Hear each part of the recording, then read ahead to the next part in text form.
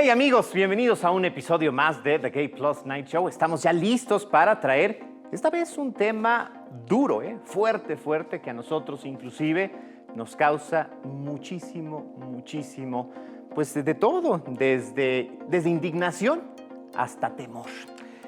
Voy a personalizar un poco esta historia. Como ustedes bien saben, yo soy trapeólogo, digo yo. Es decir, me dedico a los trapos. Hay un tema que me apasiona, que es el de la moda, y en particular, la historia de la moda. Y tengo, claro, mi personaje favorito, Yves Saint Laurent. Este diseñador que creó el smoking femenino, que se desnudó en 1971 para protagonizar la campaña de su perfume masculino, o el que llevó por vez primera a las pasarelas a las modelos afrodescendientes. Sí, en toda la extensión de la palabra fue un transgresor. Bueno, este hombre, cuando tenía 21 años, ya era una leyenda porque estaba al frente de la casa Christian Dior, entonces la casa más importante de alta costura del mundo. Pero como empezó a incomodar a los dueños de esta marca por su éxito, fue enviado al ejército a cumplir con su servicio militar cuando entonces se estaba ocurriendo la guerra de independencia de Argelia. ¿Qué creen? Solamente duró 20 días. ¿Por qué? Porque no pudo con las burlas y porque además el ejército lo encontró inútil para completar los designios de las Fuerzas Armadas. Y es que era muy afeminado, era muy homosexual. ¿Qué pasó? Pues bueno, fue enviado a un hospital psiquiátrico, a donde intentaron curarlo, decían. Y es que, pues bueno, la medicación y la terapia de choque pensaban era lo mejor para meter en el carril de la normalidad a una persona que tenía una orientación, una preferencia sexual distinta. De ese hospital, Pierre Berge lo sacó, le ofreció, le prometió amor eterno y además le ofreció también fundar la propia casa de alta costura Yves Saint Laurent. Ni siquiera eso, la protección de un hombre, ni siquiera el éxito, la riqueza económica, prácticamente la estabilidad en todos sentidos, logró curar las heridas que aquellas terapias de meses le causaron a este hombre. Durante años, Yves Saint Laurent enfrentó los fantasmas del rechazo, lo que también le dejó la medicación innecesaria, periodos de desestabilidad emocional, el refugiarse en drogas, el protegerse en el alcohol y sobre todo dudar de sí mismo, algo que lo acompañó hasta el día de la muerte.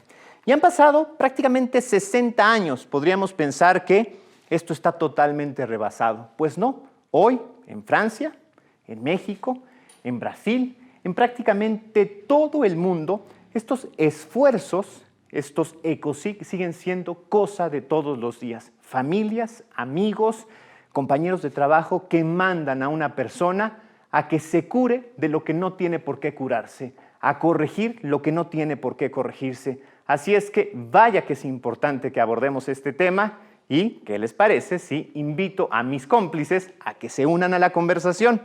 Johnny Carmona. ¡Ey! ¡Bravo! Y Daniel Videsego. ¡Bravo! Muchas gracias. La verdad es que es un tema bien difícil, bien fuerte y que particularmente a mí me cuesta trabajo.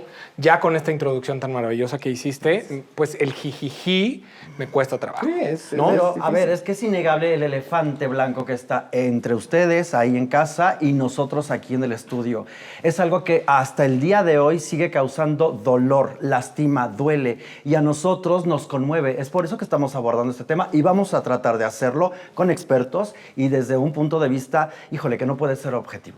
Que esto se convierta en un material informativo y de reflexión sobre este horror que vive la comunidad LGBTIQ+. Pero haciendo un paréntesis, quiero agradecerles su cariño, su respuesta tan positiva y tan maravillosa para nuestros episodios. Muchísimas gracias. Yo estoy hasta las lágrimas porque cuando empezamos esta aventura, hace ya unos programas, nunca imaginamos que tantos comentarios positivos iban a permear en estas 3 personas y todo el equipo que formamos The Gay Plus Night Show. Muchísimas gracias. Gracias de verdad por permitirnos hacer magia y sobre todo gracias por ya ser una comunidad, por construir la conversación y por comenzar a recomendarnos. Crecemos cada día más, así es que invítenle a la comadre, al vecino, al amigo, al tío, al papá a suscribirse y estar al pendiente de nuestros contenidos. Muchas estrellitas, por favor, y compartan este video. Exactamente. Y bueno, pues sin más, ¿les parece si empezamos? Muy bien. Adelante. Todo tuyo. Bueno, pues vamos. Carmona. Desde este espacio seguro y maravilloso, quiero invitarles a abrir esta conversación sobre este tema tan terrible y tan horrible. Ay, querido Iván. Queridísimo, qué gusto verte, ya te extrañaba un montón. Y nada, felicidades por este programa que está buenísimo y pues a compartir todo sobre las terapias de conversión, y ¿cómo has estado? Bien, y antes que otra cosa pase, porque esto, de repente cuando nos conocemos tanto, pecamos, ¿no? Porque esto es una conversación así, pero la gente del otro lado de la pantalla, él es Iván Tagle, es un activista, un luchador y es parte de una gran fundación llamada YAG México. Muchísimas gracias por estar aquí con nosotros. Muchas gracias, muchas gracias. ¡Bravo! Sí.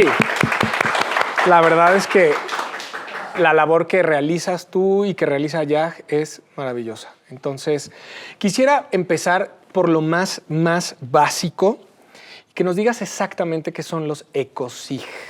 Bueno, pues estos ECOSIG son estas prácticas, estos esfuerzos para corregir o reprimir la orientación sexual o la identidad de género de las personas, bajo un precepto muy sencillo que es cualquier relación sexual que no tenga como fin la procreación, cualquier tipo de sexualidad que no tenga como fin estos preceptos religiosos, entonces es anormal, está mal y debe de ser castigada y entonces se comienza a tratar como una enfermedad, no sin antes haber sido perseguidos y criminalizados, ¿no?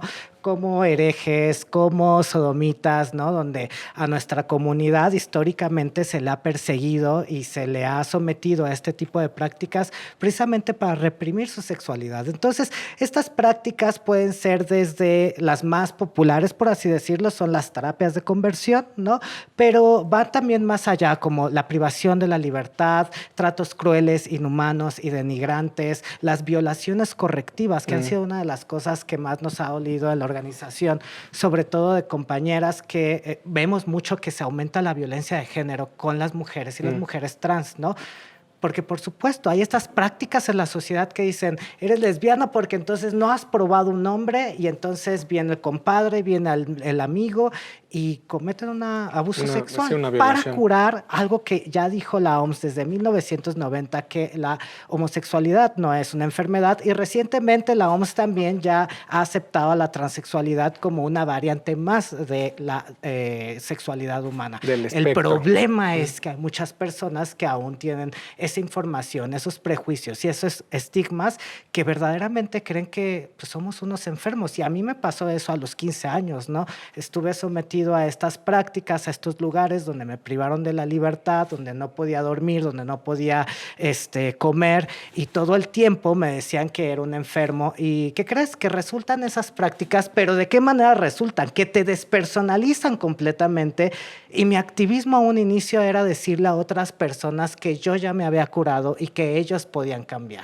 Okay. Porque era una víctima justamente de todo un sistema que te empieza a dañar y es un poco como el COVID, ¿sabes?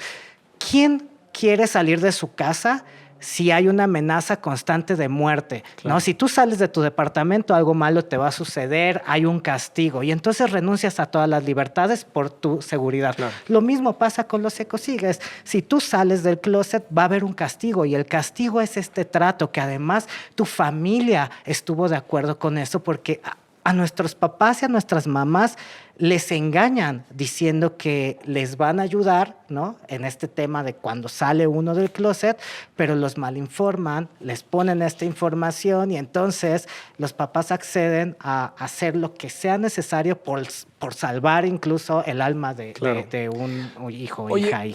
Lo que, hay un término que se utiliza mucho en medios y que no sé, digo, desde mi perspectiva está pues erróneo, digamos, el usar terapias, ¿no? O sea, porque usualmente las terapias están pues relacionadas con cosas buenas, con cosas que salvan, con cosas... Entonces, está mal, ¿no? O está Claro, erróneo por decir supuesto. terapias. Ahora decir terapias es decir que hay una sistematización de pasos que incluso instituciones o organismos internacionales avalan, y ya lo han dicho las máximas organizaciones o instituciones internacionales en temas de psiquiatría y psicología, que estas prácticas no ayudan, al contrario, o sea, reprimen, pueden llegar a ser tortura, y el daño irreparable a las víctimas, pues ahí está, ¿no? Entonces, desafortunadamente en México, la mayoría de las prácticas que hemos encontrado que le hacen a chicas y chicos sobrevivientes no necesariamente tiene que ver con un profesional de la salud mental. Es decir,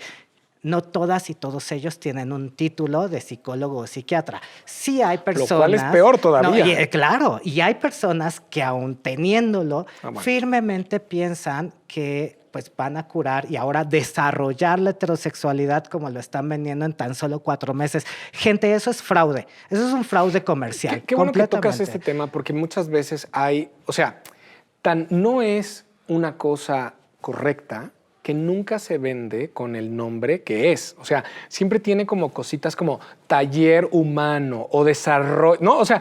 Cuéntame un poquito más como con qué otros nombres podríamos encontrar estas torturas. Claro, ¿no? y creo que tiene que ver mucho con la lucha que también se ha dado desde el activismo, todas, que nos hemos organizado para estar incidiendo, poner leyes. O un inicio, las legislaciones criminalizaban estas terapias de conversión. Cuando empiezan las primeras leyes, los conservadores, las personas que están haciendo estas prácticas dicen, bueno, tan sencillo como dejarnos de llamar terapias para decir que somos desarrollo profesional de la heterosexualidad. O grupo de autoapoyo, por ejemplo, el mío, a donde yo fui, se llamaba Grupo de Apoyo San Agustín. ¿Sabes? Y entonces de repente pues es muy engañoso toda esta parte, y desafortunadamente sigue en México, en nuestro país, dándose, ¿no? Las autoridades también siguen financiando incluso en algunos estados a estos grupos o a estos personajes que salen desde la extrema más derecha, ¿no? A mí me ha dado mucho miedo el reconocer cada día más personas que se refieren a ellas mismas como sobrevivientes de estas prácticas, lo que nos ha dado la razón, porque imagínate, a los 15 años, yo huyo de mi casa a los 17 años por esa situación y comienzo a vivir en la calle tocando el violín, y comienzo a conocer a personas como ustedes que nos ayudaron a que nuestras experiencias y nuestras voces se potencializaran. Y yo estoy muy feliz de estar acá. Mis comadres, mis compadres aquí han estado luchando también por este tema, y yo quiero agradecerles a ustedes porque han sido una pieza clave para que quienes hemos sido sobrevivientes de estas prácticas busquemos la reparación integral del daño en estas legislaciones que se han aprobado. Porque por primera vez, el que un Estado reconozca que estuvo financiando estas prácticas, el que un Estado legisle, a nosotros nos da toda la posibilidad de decir, has reconocido el delito, ahora ¿qué vas a hacer para prevenirlo? Porque nadie vamos a demandar a nuestros papás cuando vivimos eso. Queremos la aceptación de nuestra familia cuando salimos del closet, ¿no? Y pese a las terribles cosas que nos hagan, pues 1 de cada 10 personas se anima a denunciar a su familia, ¿no? Entonces, me parece que ha sido un camino muy largo, muy difícil, pero bien acompañado por personas como ustedes que nos han apoyado a lograr escribir un capítulo más en la historia de nuestro país en tema LGBT. Oye, hay dos cosas que me acaban de brincar que quiero retomar. Uno es, el nombre de tu grupo tenía una connotación religiosa, ¿no? Porque pues San Agustín, ¿no? Ajá. ¿Qué papel juega de repente las religiones en esto de los ecocidios? Nosotros hasta ahorita, los 15 años que llevamos, no hemos identificado ninguna persona u organización o institución que genere un ecocid sin que esté presente el tema religioso. Siempre está presente el tema religioso. Incluso las personas más laicas, ¿no? Estos psicólogos en Jalisco que están prometiendo curar en 4 meses la homosexualidad y desarrollar la heterosexualidad.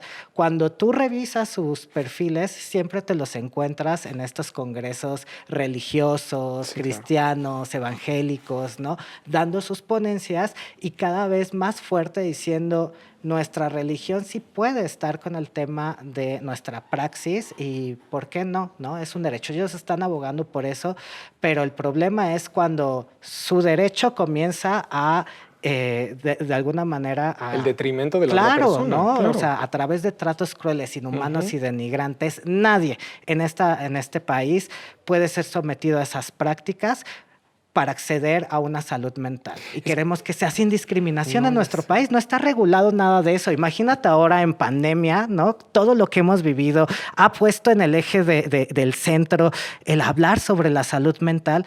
Y creo que como mexicanos merecemos acceder a la salud mental justo, sin prejuicios y sin discriminación. Sin que una persona comience a decirle a mis papás: péguenle cada vez que se siente, que se cruce así de piernas, Claro. ¿no? O no lo dejes salir si ves algún mensaje. Y entonces, pues, estás viviendo en una cuarentena permanente cuando estás dentro del closet y estás siendo víctima de estos tratos, ¿no? Entonces, es una charlatanería, bandita. Cuiden mucho su dinero, por favor, el dinero de sus papás también. Eso no sirve y únanse a esta lucha, que todavía falta muchos estados para que aprueben estas iniciativas y también el Senado de la República, ¿no? Ya sé, y fíjate que es importante retomar esta parte porque sí hay un revestimiento de religión en ese sentido y creo que, porque digo, no voy a decir nombres porque ni tiene caso que las mencionemos por nombre, pero hubo 2 mujeres medianamente importantes en el mundo de la moda en México que recientemente compartieron sus opiniones. ¿Viste? Pero además te voy a decir, sí venían revestidas de religión, porque ambas declaraciones tenían que ver con que Dios y no sé qué y no sé cuánto. Entonces es bien complicado. No vamos a decir que todas las personas religiosas tienen este perfil, pero sí todas las personas que cometen estas atrocidades sí tienen un perfil religioso. Claro, yo creo que si tu religión te está dictando maltratar a una persona, hacerla miserable, no reconocerla en su desarrollo personal, pues no es una religión. Aléjate de ese discurso. Yo creo que las religiones justo profesan el cariño, el amor, el respeto, la comprensión. Y algo que me gustó de lo que estás comentando fue cómo vimos la reacción unánime de toda una comunidad que está harta y cansada de que nos patologicen, nos criminalicen, y como todos a una sola voz dijeron: nada que curar. Y esa persona que escribió ese mensaje en una de las revistas más importantes de moda en este país dejó de ser esa editora. Exacto. Y pusieron una persona completamente distinta, que lo primero que hizo siendo encargada de esa edición fue justamente hacer un artículo sobre el peligro de estas prácticas, porque hay que decirlo, existen hoy en México todavía personas que están siendo sometidas a estos tratos crueles, inhumanos y denigrantes. Y creo que nuestra generación toda estamos en un momento de lucha importante en contra de estas prácticas y que nos une y nos va a unir por siempre, ¿no? Aunque nos perdamos en los estados y tenemos que llevar este mensaje, porque hay que procurar que las y los jóvenes, las juventudes, tengan ese derecho a tener una familia que les quiera, que les ame, que los apoye y que potencie su desarrollo para poder ser lo mejor en este planeta. Gracias en verdad por esto, les quiero un montón. No, gracias. Y del otro lado de la pantalla, vamos quedándonos con palabras clave: tortura, forzar a las personas. Ojo con eso de desarrollo humano, con esos cursos o esas conferencias engañosas. Aguas con eso. Seguimos haciendo conciencia con este tema importantísimo y ahora vamos con ¿qué nos tiene Ego Adorable? Pues bueno, yo aquí de este lado del estudio tengo nada más y nada menos que a Moisés Morales. Un aplauso para él, por favor. Voy a recular. Tenemos aquí a Moisés Hernández. Yo me equivoqué. Digo, tampoco tengo que saberlo todo, ¿no? Pero bueno, tú eres psicólogo y tú además estás coordinando, ¿no? Atención a esto que es lo psicosocial dentro del refugio Casa Frida. Que, bueno, cabe mencionar que el refugio Casa Frida nació en el gran confinamiento 2020 por los jóvenes que iban quedando en la calle. Y entonces tú llegas aquí y tú brindas esta ayuda.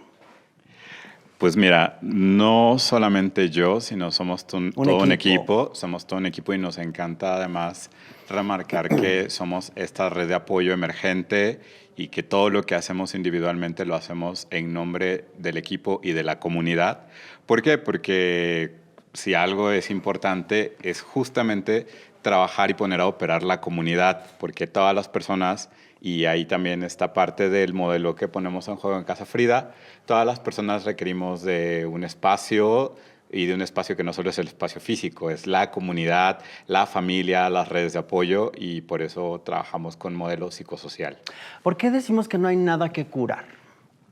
Bueno, lo primero es que nada de lo que podemos encontrar en el acrónimo LGBT al día de hoy es considerado una enfermedad y de hecho nunca debió ser considerado. ¿Por qué? Porque la historia misma de la despatologización de las orientaciones e identidades muestra que desde el principio se les consideró enfermedades por mero prejuicio. Exacto. Pero nunca hubo pruebas, Como nunca, tal. o sea, son cosas que pensaron hombres blancos europeos en el siglo XIX, que lo mismo decían que las personas LGBT éramos enfermas, que lo mismo pensaban que las personas no blancas tenían un menor coeficiente intelectual, ¿no? Oye, a 30 años de que la OMS nos sacara, pero sigue habiendo esta, ya lo dijo Johnny, ya lo dijo Iván, tortura. Bueno, es que también hay una cuestión que es muy importante. Al final, la patologización misma era un reflejo de la cultura, de una cultura misógina, de una cultura cerrada a lo diverso, de una cultura androcéntrica, falocéntrica, y en ese sentido, pues si bien han pasado 30 años de que sale formalmente de los manuales diagnósticos, pues todavía estamos en ese proceso de cambiar la cultura. Y lamentablemente nuestra cultura legitima y normaliza muchas violencias hacia las diversas diversidades, particularmente la diversidad sexual. Pero es que esto es terrible, ¿no? Porque, a ver, en aras de que te vamos a curar, lo que no se dan cuenta es que están lastimando a un ser humano desde el fondo. O sea, esto es muy doloroso. A mí me conmueve mucho porque, a ver, poniendo aquí en mesa, yo tuve un approach con una persona que estuvo a punto de aventarse de un puente en Morelos. Yo estaba ahí y afortunadamente pudimos, Raúl Caporal y yo, salvarle. Bueno, pues esta chiquita, lo único que tenía malo es que era diferente a todos. Y vamos, diferente entre comillas. Ella era lesbiana y le habían hecho hasta la médula saber que eso estaba mal. Eso es terrible. Y sabes que cuando dices que lastima profundamente, hay que decir que lastima profundamente a la persona, pero lastima profundamente a las propias familias. ¿Por qué?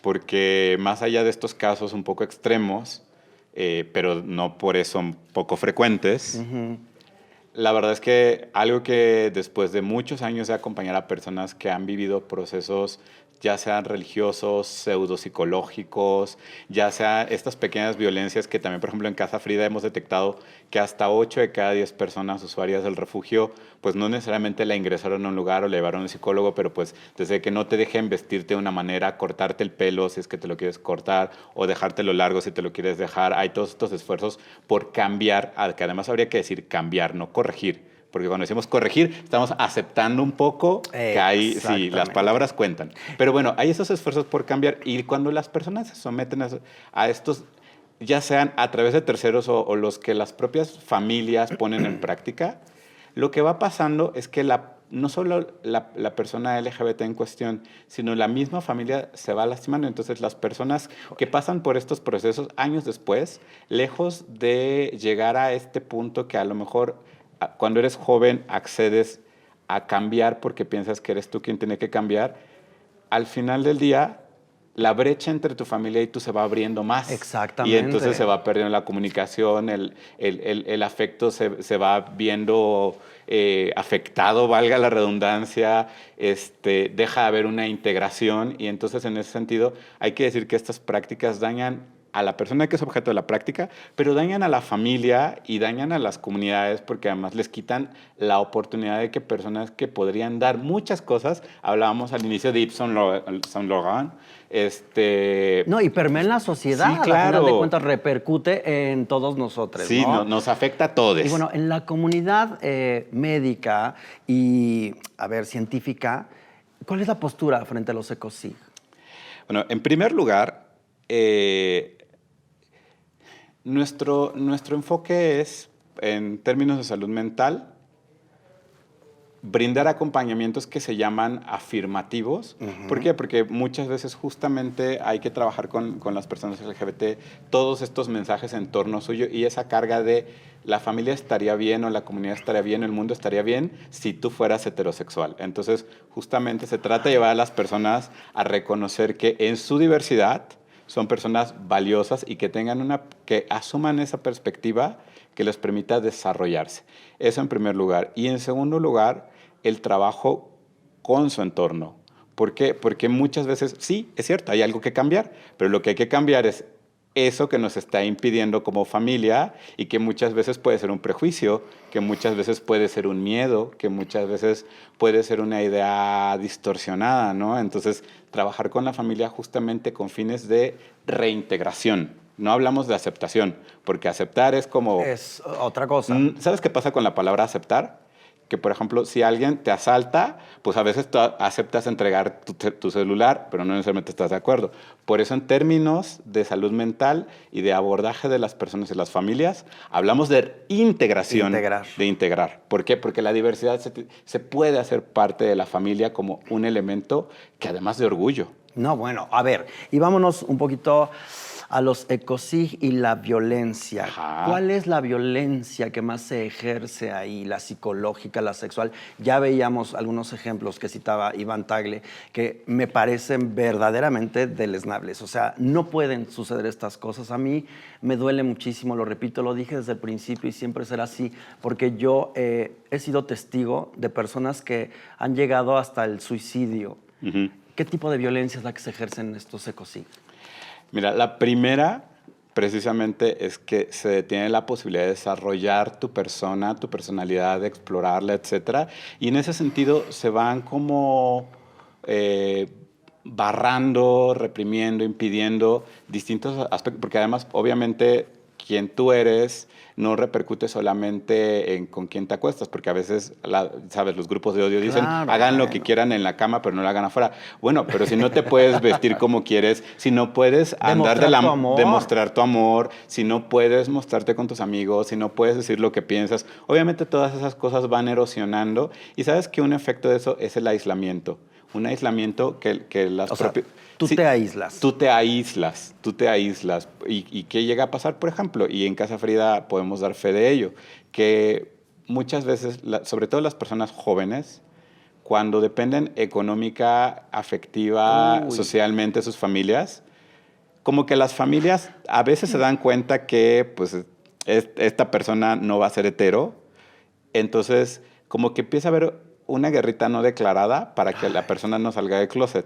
Entonces, cuando llegan al punto de quiebre en el que, bueno, ok, sí es y sí eres y lo que sea, y le expulsan del hogar, lo que nos encontramos en Casa Frida son casos de personas que cuando salen a la calle, como habían vivido bajo todo ese control, aparte de todo no tienen redes de apoyo, no tienen amigos. ¿Por qué? Porque les vigilaban que no, con quién se juntaban, qué hacían. Entonces vamos de esa parte que erosiona el desarrollo de tu personalidad y desarrolla tus redes sociales, tus redes de apoyo, tu inserción en el mundo. Te quita tu lugar en el mundo, de hecho. Ahí es donde entras tú, digamos, ¿no? Y entonces tú llevas o acompañas a estas personas. ¿Qué es lo que se necesita para que estas personas salgan? Obviamente brindarles apoyo, obviamente la seguridad y estas cosas, pero ¿tú has encontrado algo más profundo?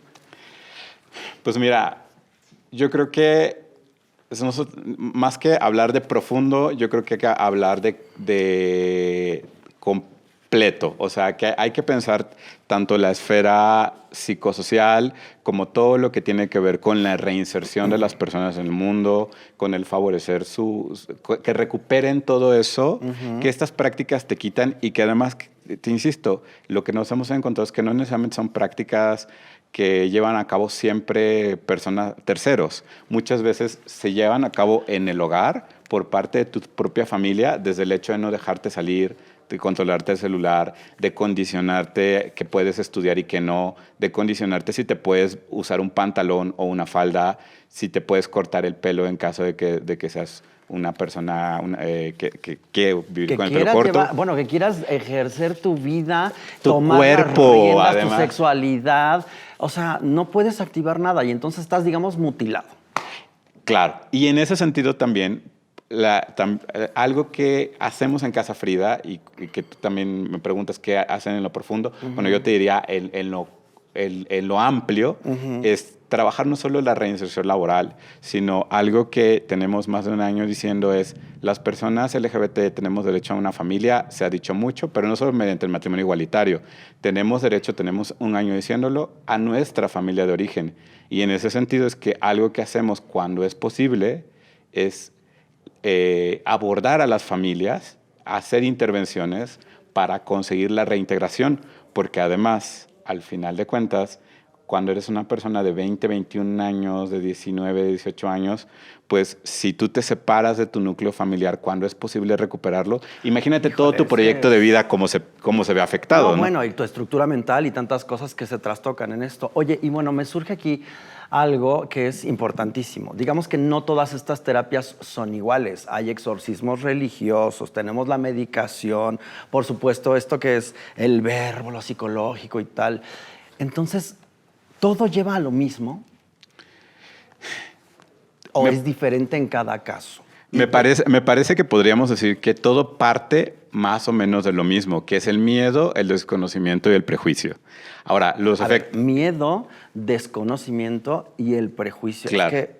Y que además el miedo tiene que ver con, ¿sabes? Tú podrás también recordar cuántos años la televisión nos bombardeó con figuras, digamos, abyectas sobre la diversidad. Y entonces, claro que cuando tú eres una madre o un padre de familia y te das cuenta que por ahí tu hija pues viene siendo diferente, piensas que va a ser como esos estereotipos de los que la televisión se burla todo el tiempo y entonces sientes miedo. Acaba de tocar usted una tecla negra de esta caja de lágrimas. Y es que el cine nos ha retratado mal, la televisión nos ha retratado mal. Por eso hacemos estos ejercicios aquí en The Gay Plus Night Show. Lo que queremos dejar en claro es que esto no puede seguir pasando. Y que en ese sentido, todas y todes tenemos algo que hacer, no solamente para luchar directamente contra los esfuerzos por cambiar la orientación de la identidad de las personas, sino también por cambiar esta cultura. Y por eso la importancia de la información, pero también de los referentes afirmativos, de que las personas LGBT no somos eso que las personas hetero en la comedia presentaron así tantos años, sino justamente todo lo que hacemos, cómo amamos, cómo vivimos, cómo nos queremos y cómo nuestras familias nos integran y nosotras y nosotros nos integramos a nuestras familias. Bueno, aquí me surge algo. Si nosotros estamos ahorita un poquito como saneando, explicando a 30 años, digamos, de que la OMS dijo ustedes no están mal, manas, y entonces me surge aquí, estas personas que tienen o están sometidas a este tipo de horror, porque no se le puede llamar de otra manera, pueden ser curadas, si su alma encuentra paz, quedan laceradas de por vida. ¿Qué es lo que tú has encontrado? Mira, creo que es muy importante también cambiar esa narrativa de que te pueden destruir la vida, porque, muy bien, sabes, justamente el empoderamiento es que en mis condiciones de vida, con mi historia de vida, puedo hacer algo nuevo y algo diferente. Y muchas personas que han vivido esto y que ahora luchan y que han puesto el tema en la mesa, etcétera, justo nos hablan de este potencial que tenemos de darle la vuelta a la hoja. Entonces creo que y por eso es que también yo mismo creo en la práctica profesional de la salud mental. O sea, yo creo que las personas sí pueden, a pesar de las violencias que han vivido, seguir adelante, pero para eso es muy importante trabajar en que todas, todos y todas podamos tener una vida digna que desear y a la cual insertarnos. Por eso es también importante no solo la prevención, sino cuando se habla de la reparación del daño es donde necesitamos que pueda haber servicios de salud mental accesibles a las poblaciones, accesibles a las personas que no siempre pueden pagar de manera particular por ello. Por eso necesitamos profesionalizar más los activismos. También necesitamos que el Estado ponga de su parte, Bueno, porque sí es posible. Yo también creo que es posible, pero muchas veces tenemos pues muchos topes, nos topamos con muchos nos y es muy complejo. Yo la verdad es que cuando me hicieron embajadora de Casa Frida, que Raúl Caporal, digamos quien lleva los destinos junto con Lucía Riojas y tal, me conmovió mucho ver a muchos niños que son increíbles, artistas, pintores que cantan, licenciados. Casa Frida hace un gran esfuerzo porque sigan sus carreras y tal. ¿Qué porcentaje hay de estos niños que han sido sometidos a torturas, porque la voy a llamar así, con todas sus palabras, a estas torturas, tiene Casa Frida? Mira, hemos descubierto que 8 de cada 10 personas que han pasado por Casa Frida han vivido algún tipo de esfuerzo por cambiar su orientación y su identidad. Y que va antes, desde lo que te decía, que es muy cotidiano y que puede pasar en el desayuno todos los días por años, y no por eso, como la gota que cae sobre la piedra, no por eso es menos, erosiona menos. Pero también hemos encontrado casos extremos, gente que ha tenido que salir. Por ejemplo, las personas que migran de Centroamérica, ¿Qué casos, lo hacen porque a veces han tenido que huir antes de que la comunidad entera les ejecutara, y literalmente ha habido alguno que ha salido huyendo porque al día siguiente le iban a ejecutar porque habían descubierto que una persona de diversidad. O sea, llega a haber esos casos extremos.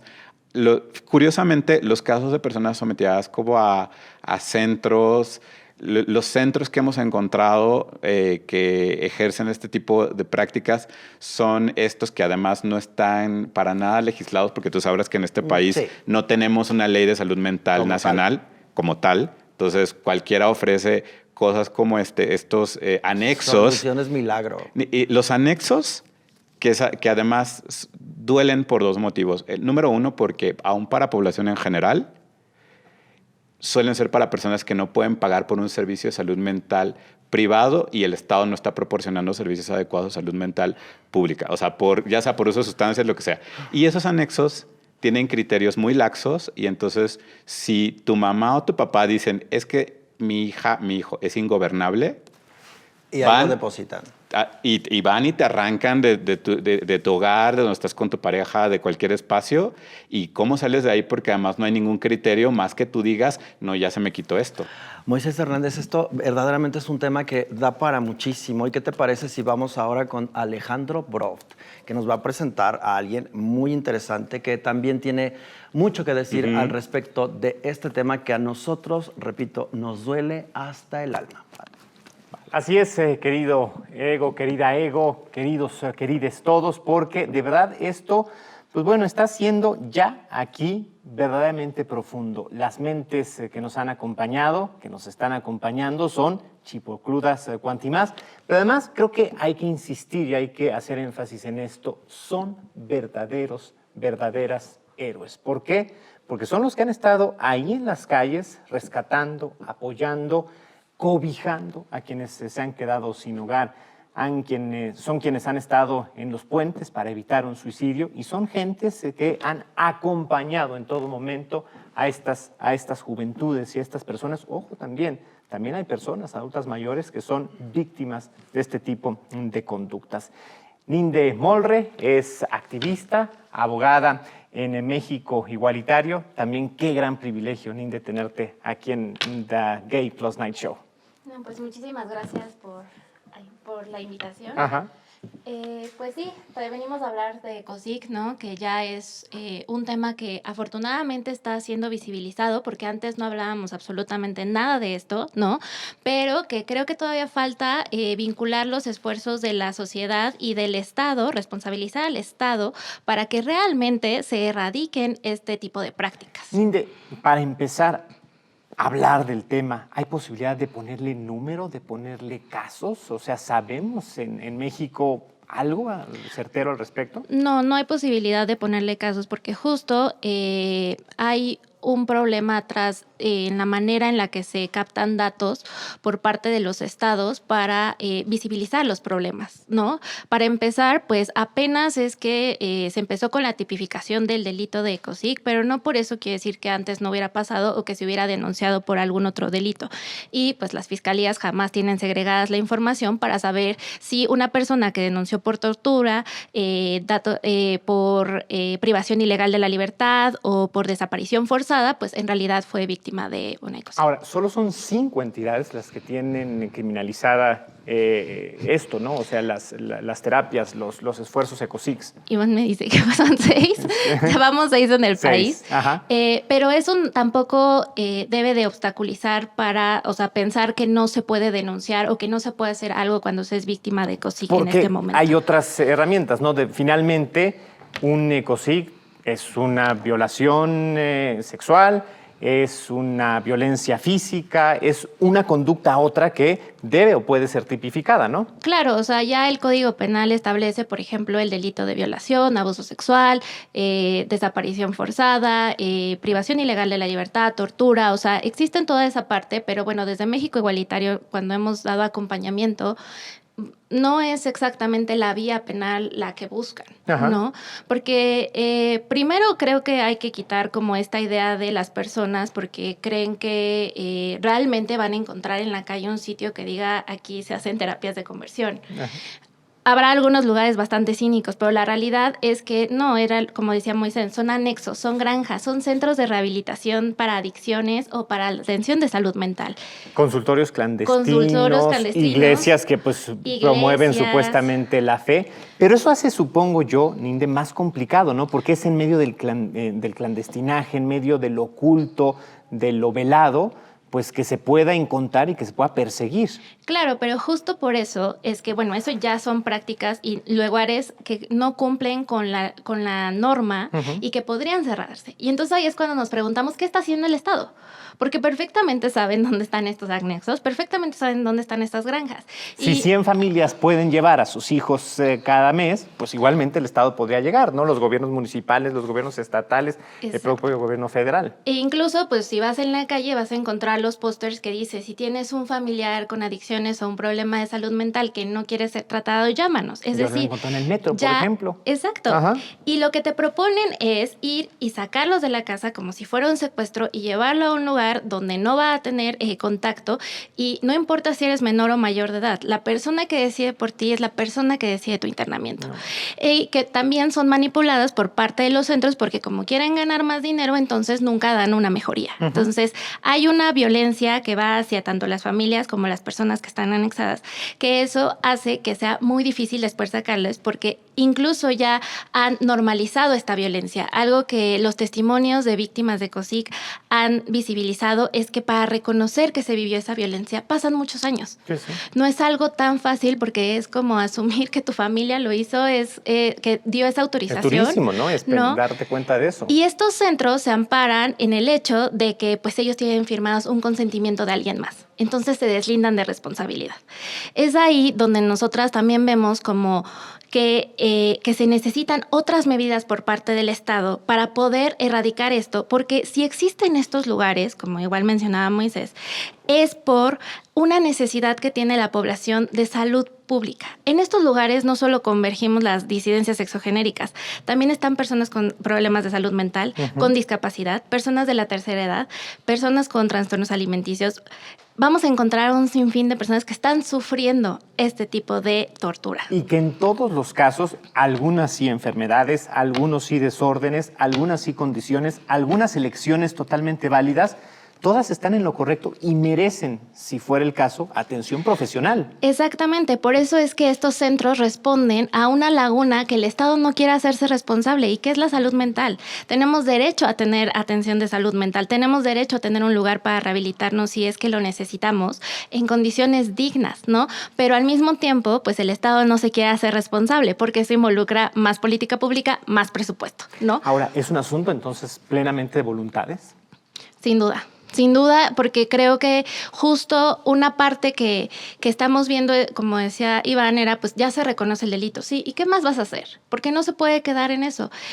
además, si el Estado está esperando a que se hagan nada más las denuncias, y también tenemos que verlo como sociedad, les estamos dando todo el peso para eliminar estas prácticas a las víctimas, que ya suficiente tienen con haber vivido Es triple esto, inclusive, ¿no? o por cuarta vez victimización en algunos casos. Exacto, entonces ahí es cuando nos tenemos que involucrar. ¿Cuándo le vamos a pedir al gobierno que nos dé claridad sobre temas de salud mental? ¿Cuándo nos van a decir que ya revisaron estos anexos y que corroboraron que cumplen con lo mínimo para poder dar este servicio? O estos centros, porque hay algunos muy lujosos que se presentan como centro para rehabilitar la salud o para prevenir adicciones y demás, y entonces ves la foto, ves la quinta, Parece no la fuente. el paraíso. Tú lo ves y piensas, es un lugar agradable. Y no, en realidad ahí están haciendo estas prácticas en contra de personas vulnerables. Ninde, ¿nos ofrece el Estado o nos han dicho o nos han puesto sobre la mesa la criminalización, la penalización como una solución o como un camino hacia la solución? ¿Hay un sentenciado en México hasta ahora por ECOSIG? De los casos que llevamos a México Altario no tenemos ninguno. Ajá. Que yo tenga conocimiento hasta el momento no he sabido. También porque hay que ver que el delito se contempla en dos cosas. A las personas que hacen u obligan. Ok, es decir, puede ser justamente el pastor, el médico, el terapista o el padre, Pero ¿quién te el obliga? hermano, ¿Quién o- firma? Ajá. Pues tu papá o tu mamá, tu familiar. Entonces ahí es donde entra esta colusión de cosas que hace que pues para las víctimas de COSIC pues sea muy difícil atender o decidir ya llegar a lo penal porque ya la familia está rota. O sea, ya no hay una red de apoyo. Para llevar todos estos procesos necesitamos una red de apoyo que pueda acompañarnos, ¿no? Porque vamos a estar viviendo pues las consecuencias de la violencia más la consecuencia del Estado, porque para el Estado las personas de las disidencias sexogenéricas y las mujeres siempre mentimos. Cuéntanos, entonces, esta oferta que pudiera ser la legislación a nivel nacional, esta propuesta que hay en el Senado de la República, impulsada por particular tres senadoras, ¿no? Citlani Hernández, Alejandra Lagunes y Patricia Mercado, ¿no es quizás la solución perfecta? Quizás no debiéramos confundirnos, sino pensarla como una bandera de nuestra lucha. Más bien creo que tendríamos que analizar que no es la única vía, Ok. que se tienen que buscar otras vías, porque agradezco como mucho la voluntad política de las senadoras, ¿no? Con el tema y demás, pero necesitamos hacer otras cosas. ¿Qué hacemos y cómo lo activamos? Porque además el delito es por querella, es decir, la persona que es violentada tiene que ir a presentar la Sí, denuncia. Si estoy yo ingresado, entonces ¿en qué momento? ¿No? Y en ningún momento Y se persigue de oficio, en ningún caso solamente si eres menor de edad. Ajá. Y también si no te puedes resistir al hecho. Pero Ok. para eso la persona que está afuera, que ¿Quién muchas se va a veces... enterar que estás tú adentro? Exacto, y que además tenemos un problema. Muchas veces quien denuncia la desaparición, o al menos en los casos que hemos acompañado, es la familia elegida. Ujú. Es decir, nuestros amigues, amigos, amigas, que para el Estado, para el derecho, no son familia. Entonces, ¿quién va a denunciar si es tu propia familia la que está ahí? Me atemorizó ¿No? profundamente lo que dijo en un momento Moisés. Hay personas que ya eligieron una pareja, que están viviendo una vida en conjunta y son extraídas de esa vida ya. Sí, o sea, los adultos que, Ajá. por ejemplo, con los menores de edad tenemos el problema de que, pues, quien decide son los padres hasta cierto tiempo. Dependiendo la edad, van teniendo mayor autonomía, pero aún así la decisión está sobre los padres. En cambio, con los adultos es algo que a lo mejor nos puede sonar como muy loco, pero es la forma ilegal de lo que estaba viviendo Britney Spears. Porque alguien puede pagar, Sí, sí. sin que tú sepas, dar tu dirección para que vayan por ti y te lleven. Y para poder sacarte, tú tendrías que decir que estás ahí en contra de tu voluntad. Y muchas veces por la violencia no lo dicen ante las autoridades. Esa es una de las cosas que nos hemos Bueno, encontrado. estos fenómenos, ¿no? Que hemos visto que tú, sin estar claro de las circunstancias, sin conocer plenamente tus derechos y además totalmente violentado, pues te sientes mal y crees que estás en un proceso correcto, lo que Iván nos dijo hace unos minutos, ¿no? O incluso para guardar tu integridad. Como o sea, un instinto de supervivencia. Si de alguna manera fueron a tu casa y te sacaron, ¿confiarías en las autoridades? No, pues, ¿Confiarías en las personas? Hemos sabido por los testimonios que tenemos que todos los lugares de los anexos tienen cámaras. Entonces, aunque estén hablando en privado con las autoridades, ellos están escuchando lo que está diciendo la persona. Entonces, si la autoridad no, en ese momento no se lleva a la persona, puede ser víctima de violencia de nuevo. En tu quehacer, en tu actividad diaria como abogada, como luchadora social, ¿qué es lo más atroz a lo que te has enfrentado? Pues justo a las detenciones de mayores de edad donde no, o sea, las autoridades no permiten que la familia elegida se contacte con esta persona y a lo mejor pueda hablar en confianza de que pues está ella en contra de su voluntad. Entonces, una tras otra vez nos han dicho que no ante las autoridades, pero después nos llegan mensajes diciéndonos que sí están ahí en contra de su voluntad. ¿Cómo sacas a estas personas, no? Y pues la otra es que a final de cuentas, pues estos lugares siguen operando en la impunidad total. Entonces sí creo que debemos de hacer una exigencia que además de si se quiere optar por la vía punitiva, pues también que optemos ya para buscar la erradicación, que pidamos presupuesto en temas de salud mental, que exijamos que estos lugares sean auditados, verificados todo el tiempo, ¿no? Porque a final de cuentas están haciendo responsables de una obligación del Estado y el Estado nos está fallando. Para los amigos, amigas, amigues de quienes son víctimas de los ecocics, ¿cuáles son las llamadas de atención y cuáles son las recomendaciones de reacción inmediata? Por lo regular ya empiezan las pláticas. Digo, a veces hay aislamiento, como comentaba Moisés, y entonces ahí desaparece la persona y no se dan cuenta hasta 30 o 40 días después, ¿no?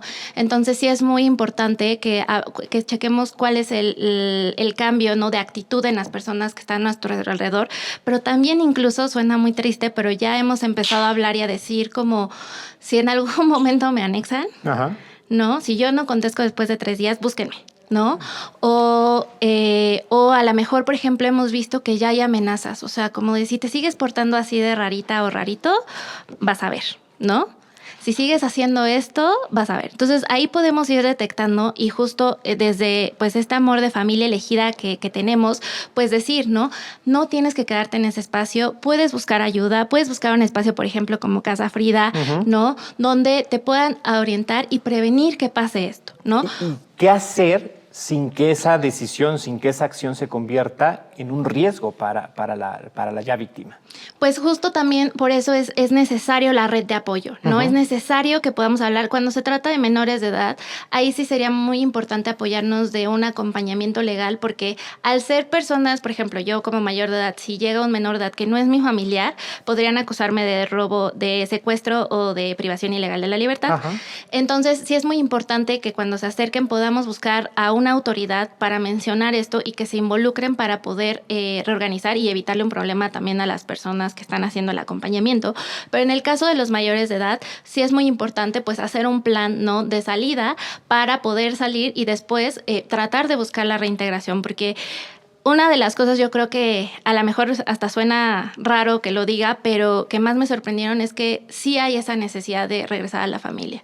Sí son a la primera persona que llaman después de salir de un anexo, ¿no? ¿Y es posible lograr la reincorporación? Y es posible, escuchamos ahorita, ¿no?, lo que decía también Moisés, no hay que hablemos de estas marcas permanentes, pero sí es posible que las familias se reencuentren con las víctimas y que finalmente encuentren nuevamente el diálogo, la comprensión, el entendimiento y la integración. Sí, sin duda, y más porque las familias son manipuladas, o sea, no les dejan saber que están siendo violentados al interior, o sea, nunca hay un diálogo. Si ellos o ellas lo dicen, las personas de los anexos centros inmediatamente dicen que están mintiendo y que están intentando manipularles para sacarlos. Entonces, también hay una manipulación del otro lado. Entonces, cuando hay un involucramiento real, cuando hay un acompañamiento psicosocial, integral, e incluso que yo creo que es lo que el Estado debería de hacer, porque además de la reparación integral del daño a las víctimas, tendría que llevar un seguimiento, porque esta persona ya estuvo en peligro.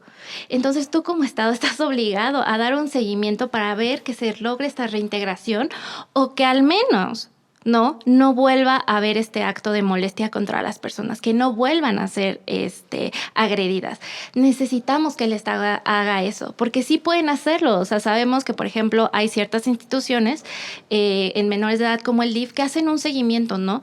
Pero para este tipo de casos, pues todavía no hay un involucramiento por parte de las autoridades. Entonces, necesitamos eso. ¿Cómo prevenimos? Pues pedir la auditación de estos lugares, ¿no? Y luego, y además hacer campañas y otros presupuestos para el tema de política pública, de la integración de la sociedad con las disidencias sexogenéricas. O sea, somos responsables todas Sí. y todos de lo que está pasando, ¿no? Tanto si no queremos escuchar del tema como si sabemos y no hacemos nada, si no exigimos nada. Pero después está, o sea, y luego está el momento en el que se está viviendo la ECOSIG, que hay que buscar la salvaguarda de la persona lo más pronto posible, y después el después, ¿no? Y ahí es donde el Estado también se tiene que involucrar, porque el Estado está en deuda con esta persona, porque no le dio salud mental, porque atención para salud mental, porque no le dio tampoco las condiciones sociales, políticas, para que pudiera desarrollarse, ¿no? ejercer sus Ajá, derechos, sí, ¿no? sí, exacto. Y sobre todo ahí está. Pues vaya tema, de verdad, Ninde, es muy revelador lo que nos dices. Creo que es importante que todos nos demos cuenta lo que implica esto en cuestión de compromiso, de colaboración, pues sobre todo también de exigencia, lo que has dicho. Hay ahí un Estado que no está cumpliendo con su chamba, pero si no se la señalamos y si no la exigimos, pues no lo va a hacer.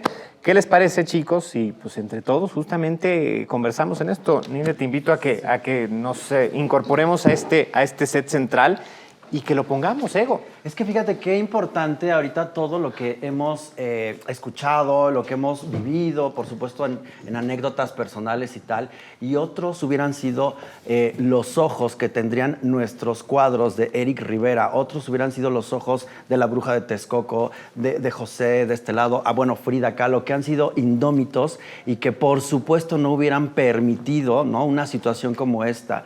Así es que yo creo que aquí y ahora no debemos tampoco dejarnos como el colectivo pues que somos. Tenemos que denunciar, tenemos que salir con el corazón roto tal vez, levantarnos y volver a sentir y a vivir, ¿no? Yo creo que eso es lo que es muy interesante. Y a mí me gustaría, bueno, ya vimos todo como un poco lo técnico y tal, pero también me gustaría saber este punto humano que los llevó a ustedes a poner el dedo sobre los ECOSIG. ¿Qué fue lo que a ti, adorado Moisés, dijiste tú, yo voy, entro y sí? ¿Cuál fue el motivo?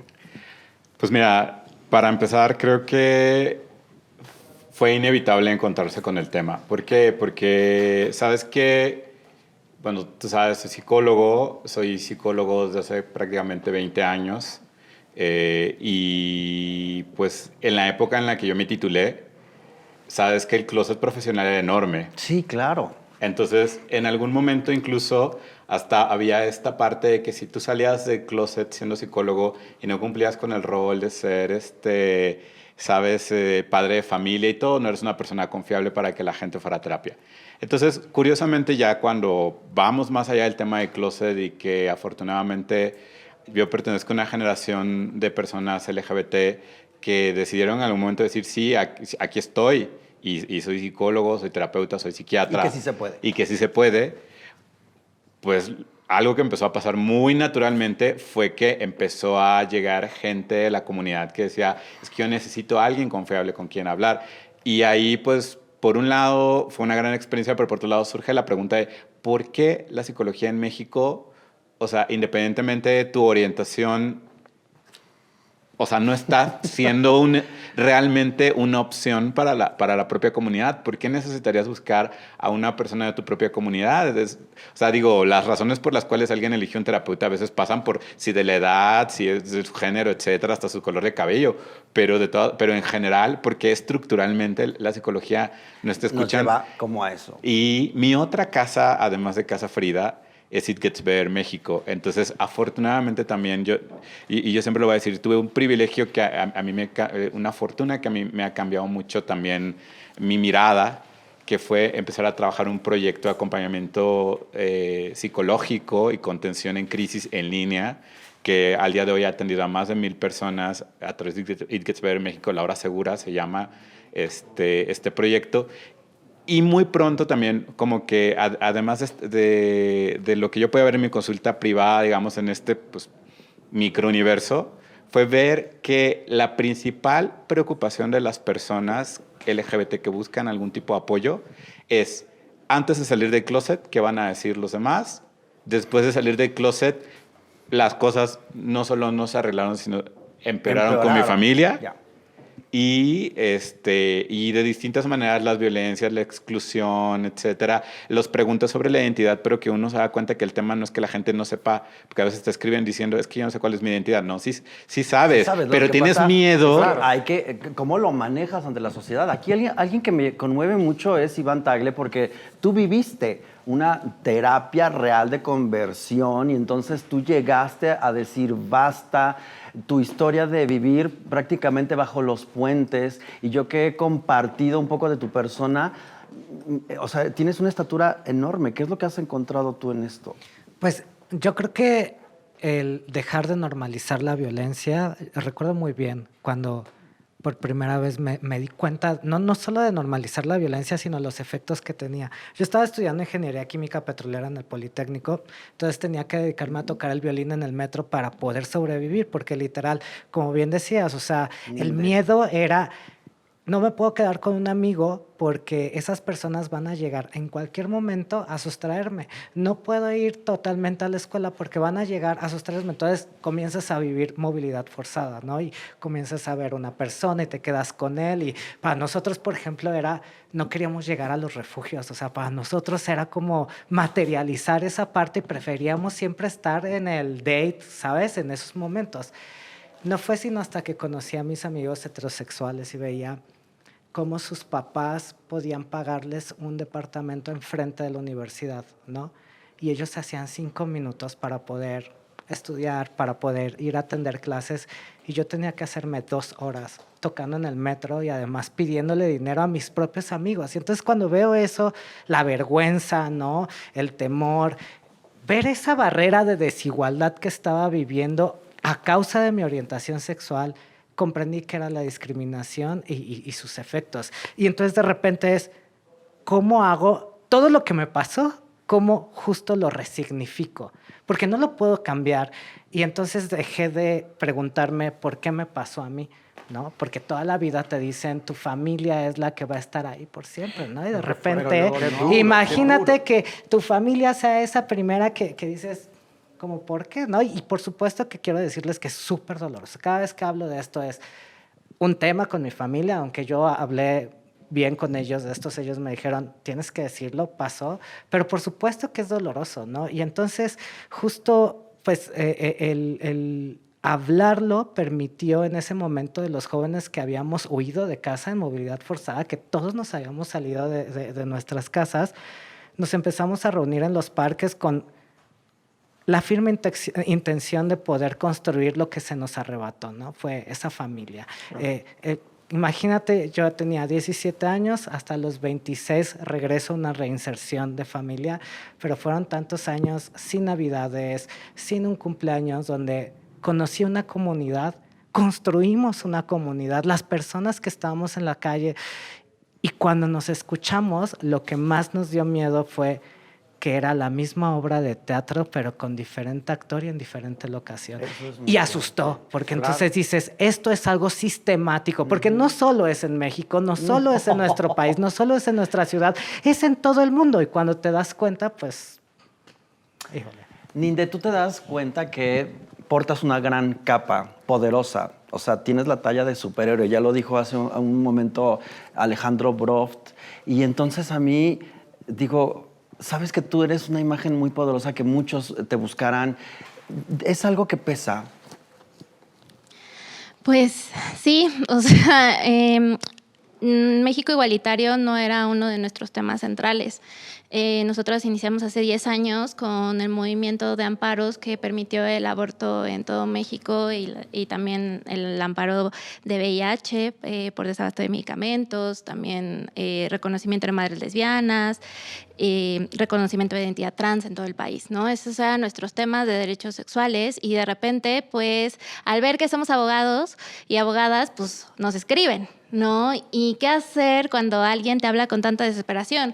Porque nuestro primer contacto no es exactamente con la víctima directa, ¿no? Que es la que está viviendo el ECOSIG. Son con la familia elegida que les está buscando, ¿no? Y no saben dónde están. Entonces, es ahí justo donde pues entramos y hay una gran responsabilidad, ¿no? Porque en cada acompañamiento que hemos dado y que se ha tenido que hacer mediático porque las autoridades no quieren hacer nada, no le toman importancia, pues nos damos cuenta de los estragos, ¿no? Hay una normalización de la violencia. Incluso amigos y familiares cercanos de esta persona pueden justificar el encierro, incluso de la propia comunidad. O sea, que nos podría parecer atroz, pero lo hemos visto y que están incluso mandando mensajes de que no, esto es totalmente válido, la persona decidió ir voluntariamente, ¿no? Y ahí es donde nos enfrentamos con todo esto, ¿no? Porque además hay una desesperación. Justo ahora, pues somos muy conscientes, ¿no? Que hay un derecho a buscar y un derecho a ser buscado. Que eso es muy importante.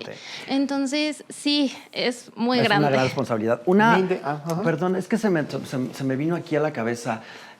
Todo esto, y para acercarnos al público, sí sería importante decirles que sí hay cosas atroces, sí hay momentos que son muy duros, pero también entiendo que hay casos que a ustedes les han movido, que han sido también muy buenos para que generen luz en esa oscuridad. ¿Algún caso que quieran citar que pueda ser algo que digan, esto me pareció muy bueno, muy interesante? Creo que aprovechar para dar una respuesta sobre qué hacemos cuando nos sucede algo así, ¿no? Y lo primero es tener en cuenta en qué estado estás. Si estás en Ciudad de México, Colima, Zacatecas, Mérida, Baja California o Estado de México, hay posibilidades de hacer algo. Nosotros lo que estamos haciendo es primero dar parte a la Comisión de Búsqueda y Rescate junto con la CEAP para que también puedan tener la Comisión de Atención a Víctimas, para que puedan articular un trabajo con Fiscalía, porque como dices, el problema cuando los queremos extraer es que la gente está coercionada y te dice estoy bien, porque apenas si ven una autoridad la violencia aumenta dentro del lugar. O sea, hay que ser muy cuidadosos con esa parte y por favor los medios de comunicación siempre en caso de COSIG muy mal si ponemos la foto, el nombre y hasta nos pasó una ocasión, había una chica en un estado Veracruz.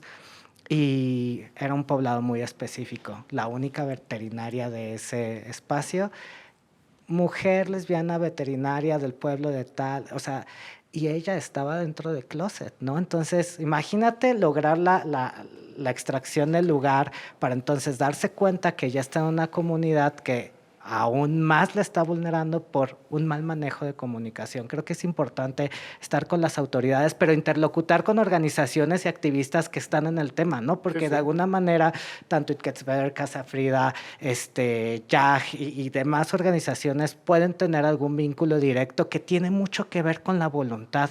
Y cuando hay un servidor público que entiende qué pasa en esos espacios y qué es lo que lo que hemos vivido nosotras, nosotres, puede articularse a veces mucho mejor. Normalmente vemos que ya estas intervenciones, la gente que los tiene es como, ya estoy viendo a más personas, mejor lo dejamos así, ¿no? Qué importante el manejo y cada quien sale del closet a su tiempo. Nadie te puede forzar ni obligar. ¿No? Ibas a decir algo. No, yo quería preguntar, o sea, poner sobre la mesa, a partir de lo que nos decía India hace unos instantes, no podemos conformarnos con la ley si es que llega. ¿Qué tenemos que hacer nosotros como comunidad? ¿Qué tienen que hacer los aliados a partir de la conversación que tuvimos hoy para cambiar las cosas y sobre todo para meter el motor de cambio a todo? Un minuto respondo algo que me encanta porque lo has puesto muy bien y me encanta que pongas así ese tema.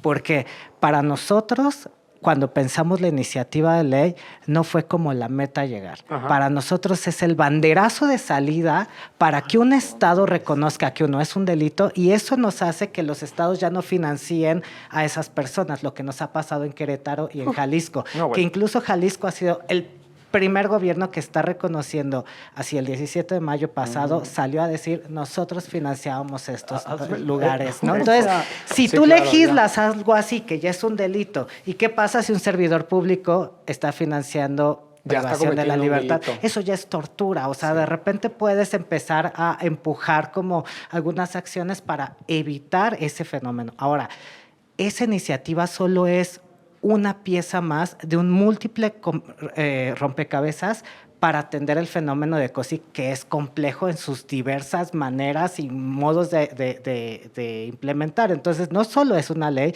sino son las políticas públicas para prevenir el delito y garantizar la no repetición, ¿no? ¿Qué estás haciendo para sensibilizar a las familias? ¿Qué estás haciendo con las universidades que están egresando a los psicólogos, psicólogas, psicólogas, ¿no? ¿Qué estás haciendo con los protocolos? ¿Cómo estás interlocutando con los 6 otros estados que ya están aprobando esto? Y entonces, porque, ojo, ¿qué pasa cuando hay alguien de Jalisco que está dando una terapia de conversión por Zoom en un estado donde pues, ya se reguló también eso? O sea, ahí hay varias cosas que decimos, tiene que haber una correlación y una responsabilidad, aún así no existe una ley federal, ¿no? Pero importantísimo ver estas leyes, si las aprueban, no solo como ya ganamos, sino vamos a comenzar a trabajar y hay que exigir. Ahora, ¿es que ¿no? segunda vez que lo mandan a la congeladora? Pues en realidad creo que ha estado una lucha política en el Senado de todos los temas. O sea, están todos los temas ahí. Me parece que, por supuesto, el Senado tiene un periodo de 6 años, a diferencia de la Ciudad de México, que eran 3. En Ciudad de México se logró avanzar.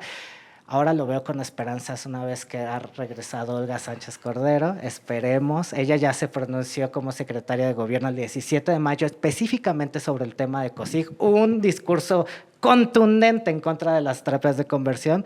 Esperemos que eso lo lleve al Senado y se cumpla, ¿no? Okay. Ay, Dios, qué fuerte. No, por favor.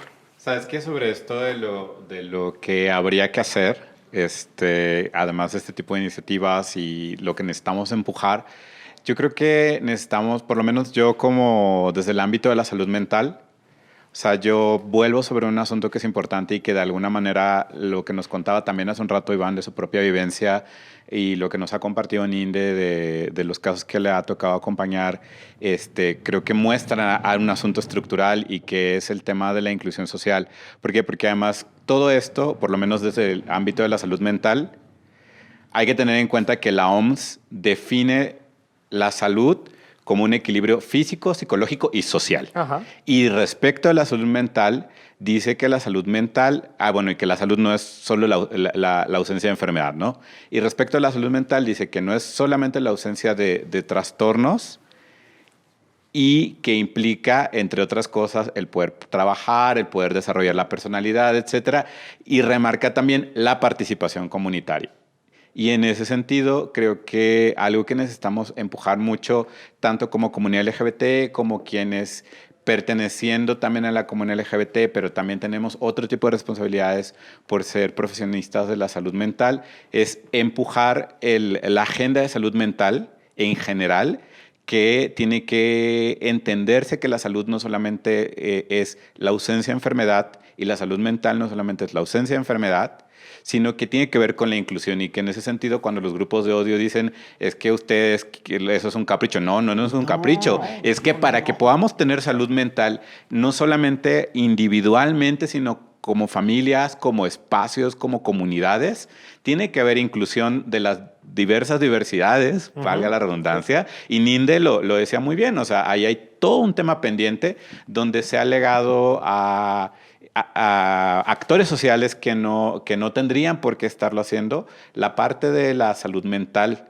o sea, donde las personas que no pueden pagar por un acompañamiento psicológico, psiquiátrico, profesional, están teniendo que recurrir a espacios donde hay gente que no es profesional, que ejerce violencias, que insulta, que priva del sueño, no solamente las personas LGBT, sino, por cualquier cosa. Entonces, creo que si volvemos a poner el foco, por lo menos en lo que yo puedo ver desde mi propio lugar en la cancha, sobre el tema de la salud incluye lo social, creo que podemos empujar muchas cosas, ¿no? Y bueno, pues ya. Y es que esto tiene muchas aristas. Algo que quieras abonar ya para cerrar, Ninde.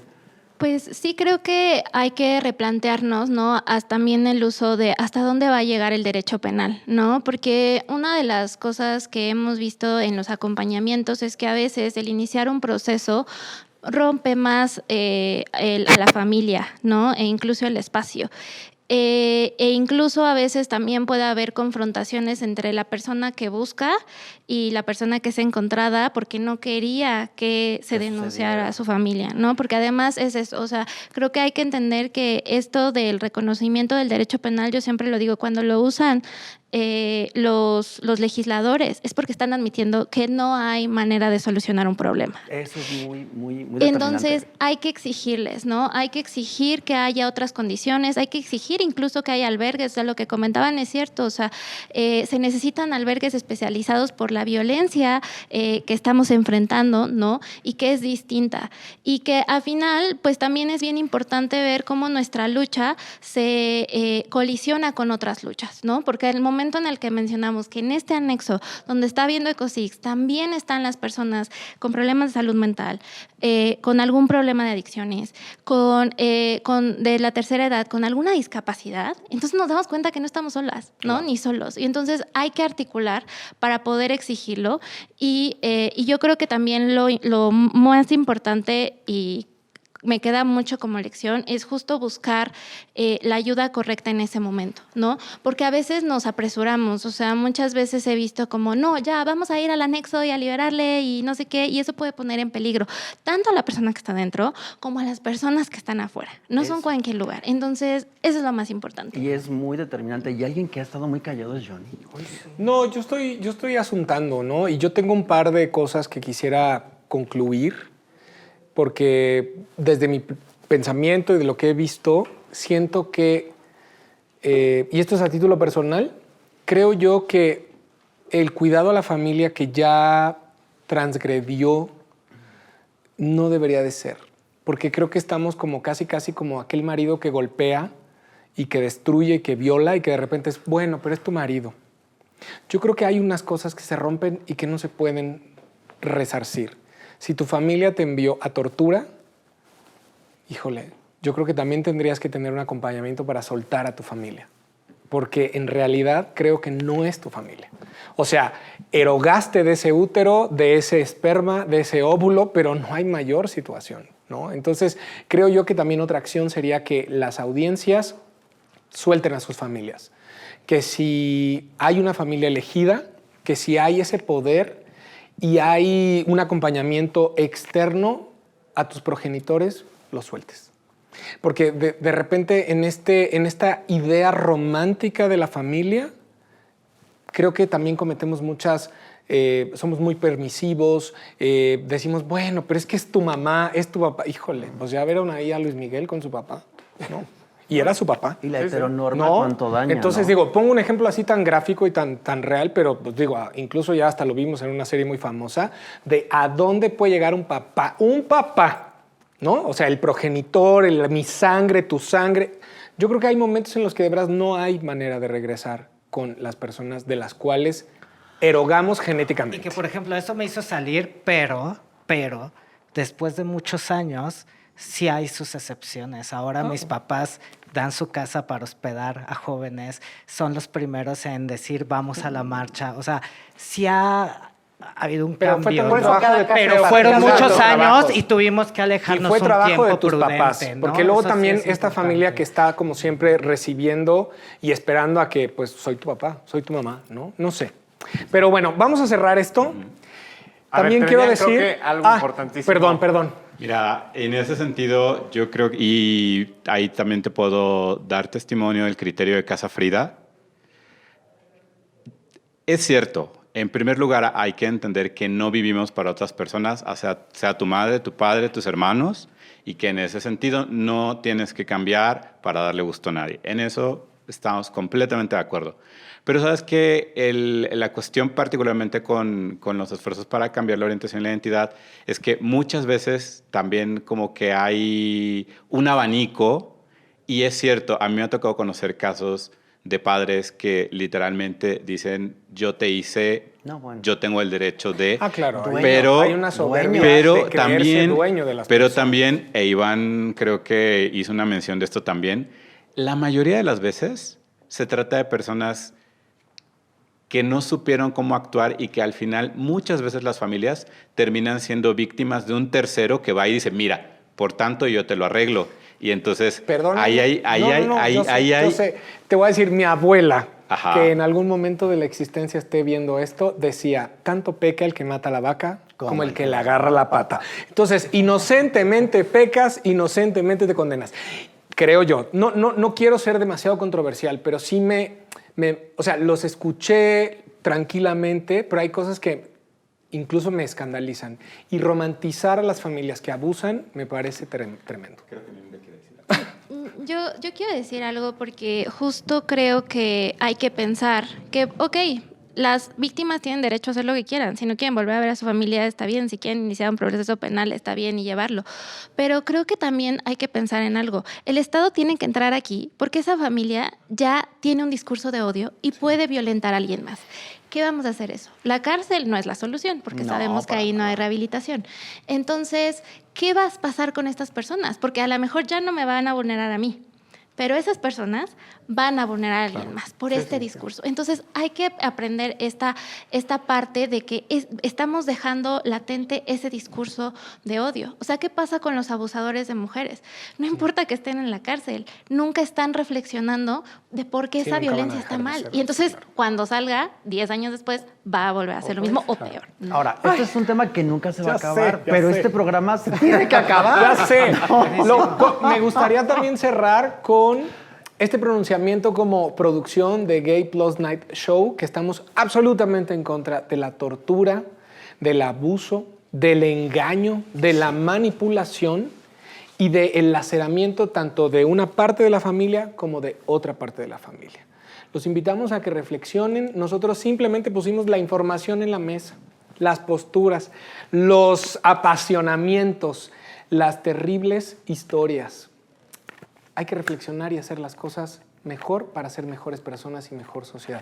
Muchísimas gracias. Gracias a ustedes, muchas gracias. Compartan el video, muchas estrellitas y nos vemos la próxima semana. Cuídense mucho. Esto fue Bye, The bye. Gay Plus Night Show.